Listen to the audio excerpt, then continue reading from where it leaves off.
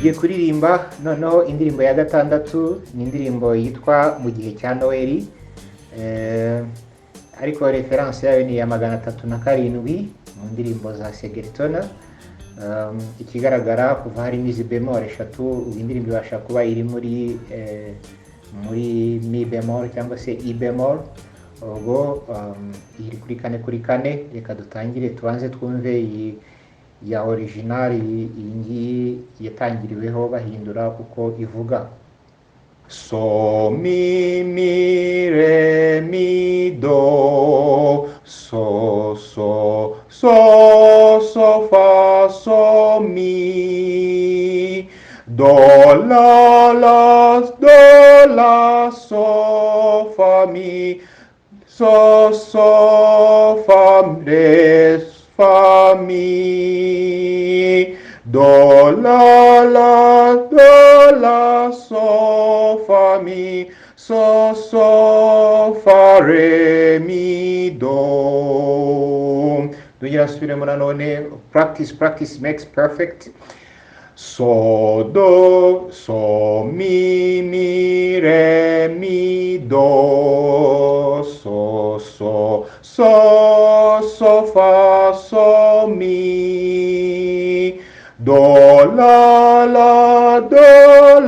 so fa mi, so fa re fa mi, do la so fa mi, so fa re mi do. Mu gihe cya Noheli mu gihe cya Noheli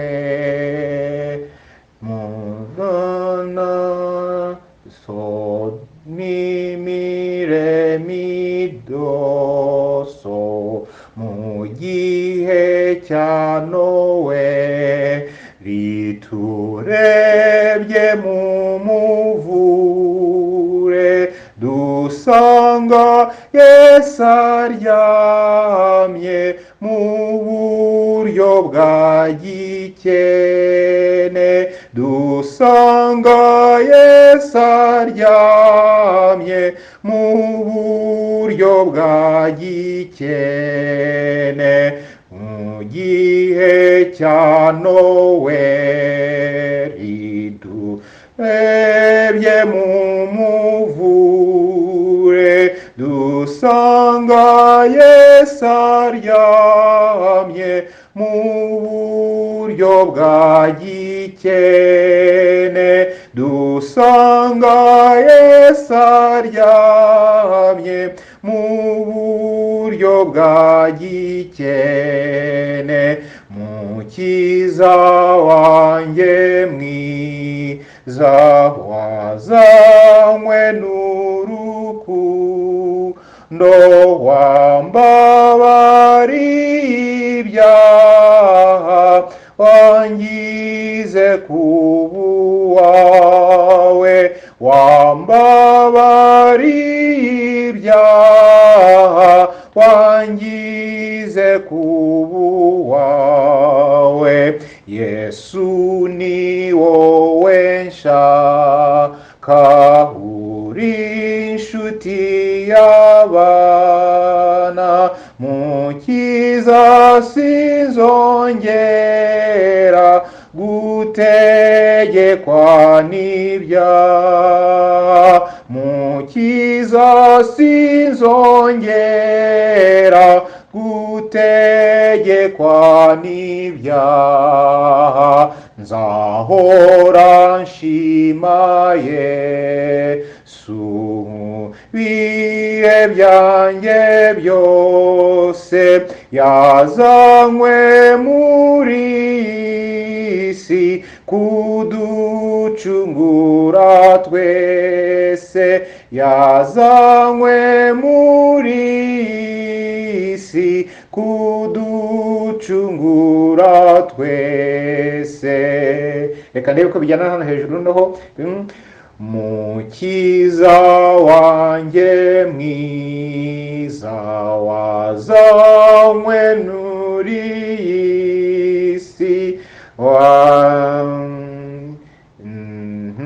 twongere ku gice cya nyuma. Nzahora nshima Yesu mu bihe byanjye byose, yazanywe muri iyi si kuducungura twese, yazanywe muri iyi si kuducungura twese. Okay, ndasubiramo. Nzahora nshima Yesu mu bihe byanjye byose, yazanywe muri iyi si kuducungura twese, yazanywe muri iyi si kuducungura twese.